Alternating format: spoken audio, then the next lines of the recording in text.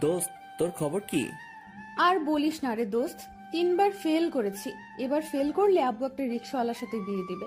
আল্লাহর কাছে দোয়া করছি যাতে পাশ করি। হরে দোস্ত, আমাকেও চালের গোডাউনের ম্যানেজার বানাবে। আল্লাহ যেন রহমত করে রে। এখন ফোন রাখ, রেজাল্ট আসলে ফোন দিবি। আচ্ছা, ফোন রাখলাম। হে আল্লাহ, পরপর 3বার ফেল করেছি। আল্লাহ, এবার ফেল করলে আব্বু আমাকে চালের দোকানদার বানিয়ে দিবে। আল্লাহ, আমি চাই না চালের দোকানদার হতে। আল্লাহ, একটু রহমত করো প্লিজ। এবার পাশ করিয়ে দিও আল্লাহ প্লিজ। কথাগুলো মোনাজাত ধরে বলছি। হঠাৎ ফোনের মেসেজ বেজে উঠল। তার মানে রেজাল্ট আসছে। জলদি ফোনটা হাতে নিলাম। আগে আল্লাহ যে ডেকে নিলাম, কি যে হবে। ফোন হাতে নিয়ে আমি কি খুশি! বিশ্বাস করেন দর্শকরা, আমার আনন্দ এখন ধরছে না, কারণ আমি পাশ করেছি। ওইদিকে সাদিয়া রেজাল্ট দেখে আমার এখন কি হবে? আব্বু রিক্সাওয়ালার ছেলের সাথে বিয়ে দিবে, আমাকে দিয়ে বাসন মাজাবে। না, আমি রিক্সাওয়ালাকে বিয়ে করব না। আমি জানি এখন আমাকে কি করতে হবে। এখনই বাড়ি থেকে পালাবো। এদিকে আমি সাদিয়াকে ফোন দিলাম। দোস্ত, তোর খবর কি? তুইও পাশ করেছিস তাই না? না, আমি এবারও ফেল করছি। তুইও করছিস তাই না? ওমর, আমি জানি আব্বু আমাকে রিক্সাওয়ালার সাথে বিয়ে দিবে। আমি জানি এখন আমাকে কি করতে হবে। কি করতে হবে? আমরা বাড়ি থেকে পালাবো। তোর কি মাথা নষ্ট হয়েছে? বাড়ি থেকে পালাবো কেন? আব্বু রিক্সাওয়ালার সাথে বিয়ে দিবে। আমাকেও তো চালের গুদামের ম্যানেজার হতে হবে। এর থেকে ভালো চল পালাই। কিছুদিন বাইরে থাকলে তাদের রাগ মিটলে তারপর আসবো বাসায়। কোথায় যাব? সেটা আমি দেখব। আর হ্যাঁ, ফোন নিয়ে আসবি না, তাহলে ফোন ট্র্যাক করে ধরবে। আচ্ছা, ওর কথায় রাজি হলাম।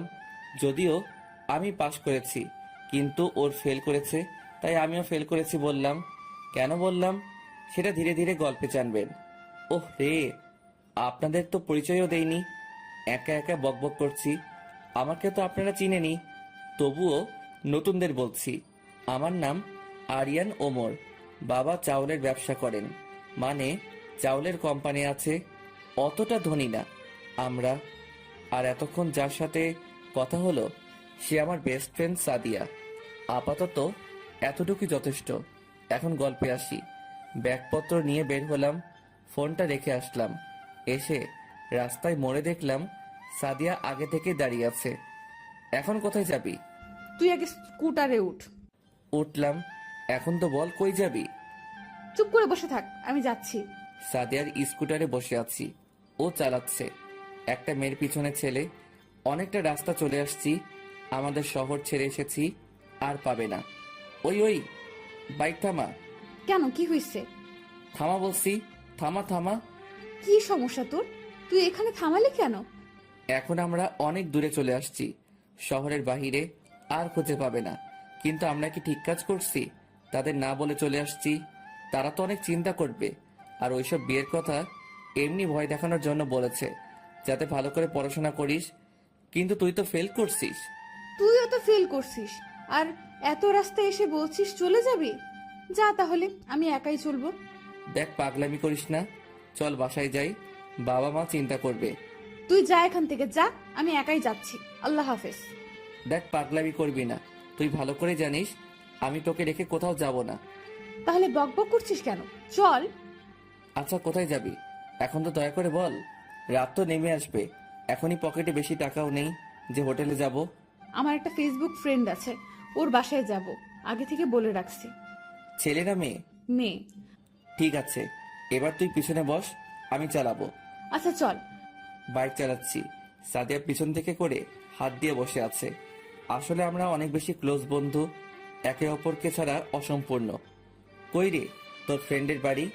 সামনে ওই গলিতে যা। ফোনটাও নিয়ে আসতে না করলি, এখন খুঁজে বের করবি কি করে? ওর বাসা থেকে এগিয়ে আসবে। কই তাহলে? ওই দেখ, ওইটা হলো আমার ফ্রেন্ড। বাহ, দেখতে তো ভালোই। কুত্তা লুচ্চা, নজর দিবি না আমার বন্ধুর দিকে। বয়ে গেছে, তুই এক পেতনি, তোর বন্ধু আরেক পেতনি। কুত্তা রে। ঝগড়া না করে চল তোর বন্ধুর কাছে। মেয়েটা এগিয়ে আসলো। উফ, অনেক ঝামেলায় পড়ে আসছি। বুঝতে পারছি, এখন বাসায় চলো, রাত হয়েছে। আর এই ছেলেটাকে? ও আমার বেস্ট ফ্রেন্ড। ও আচ্ছা,